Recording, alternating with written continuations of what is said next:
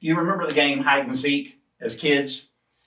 When we used to play it with my brothers and sisters, we always liked to do it at night. And you remember the phrase that was always used, ready or not, here I come.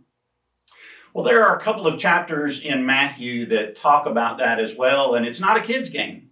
Jesus has some very specific things to say about being prepared, about being ready. Chapters 24 and 25, there are three parables and a story. There's the parable of the fig tree.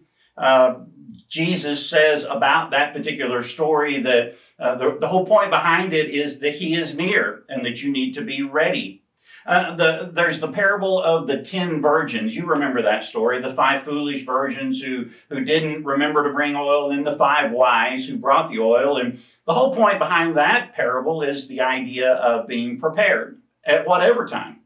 And then there's the parable of the talents. You remember the man gave talents to different people under his care, and they were to use those talents to make money for their boss as well. And then there's the story at the end. That story at the end has to do with the sheep and the goats. And again, it represents many different nations, but everybody is going to stand before the judgment seat of God.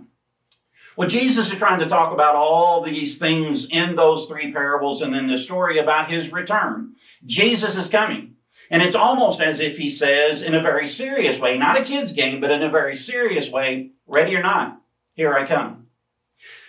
We're doing a series on things that we've learned. And if you're paying attention, you learn a lot of different things all throughout the years. But the most recent thing that I've learned happened last week as I prepared for a funeral for a 93-year-old woman who spent her life really in service to Jesus as a disciple of Jesus.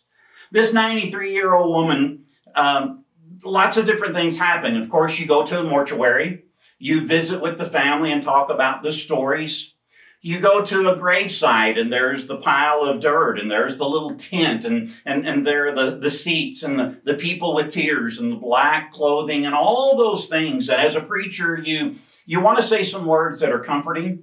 You want to say some things that are helpful. And so you read passages of scripture and you pray over some different things. One of the things that I've noticed, not with this family, but in other funerals that I've done, there are many people who ask, Kevin, please don't preach a lot during your particular sermon. Just talk about the memories and talk about the good things. And I've wondered about that request from time to time, because it seems to me that Jesus didn't back away from those things at all. In fact, over and over again, he would bring up that particular subject. And it wasn't just Jesus that talked about that subject. We also have some of his apostles who talk about it as well. There are 2 in particular that I remembered last week and that I want to mention as well today. Peter in 2 Peter chapter 1 and verse 15 says that after my departure, I want you to be able to recall these things. In that context, that word departure is the word exodus. Now, that's a great picture of what his death and even his own death, as he looks at it as the Exodus. You remember the Exodus in the Old Testament? It's when they left Egyptian bondage and were going into the land of Canaan, this land flowing with milk and honey. What a beautiful picture that was. It wasn't a thing to be feared. It wasn't a thing to be scared of. In fact, everything that they were leaving behind was the kind of thing that they were looking forward to in this new country. And then there's another apostle who talks about it as well.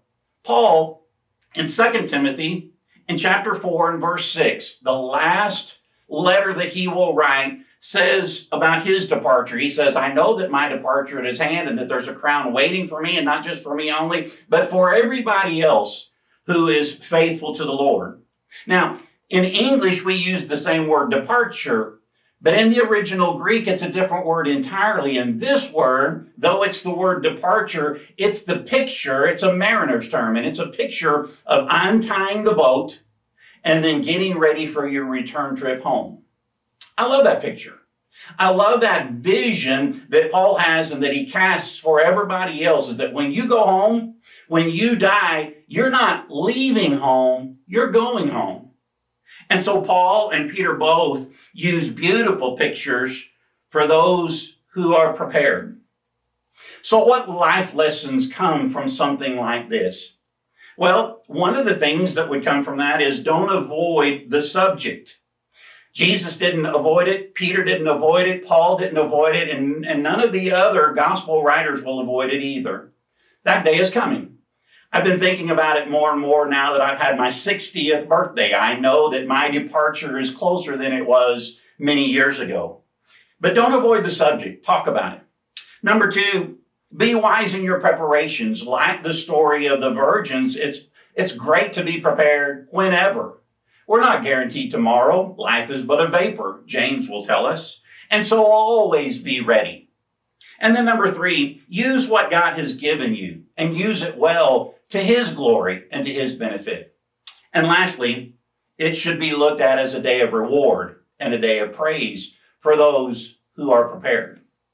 What are you learning in the lessons of life?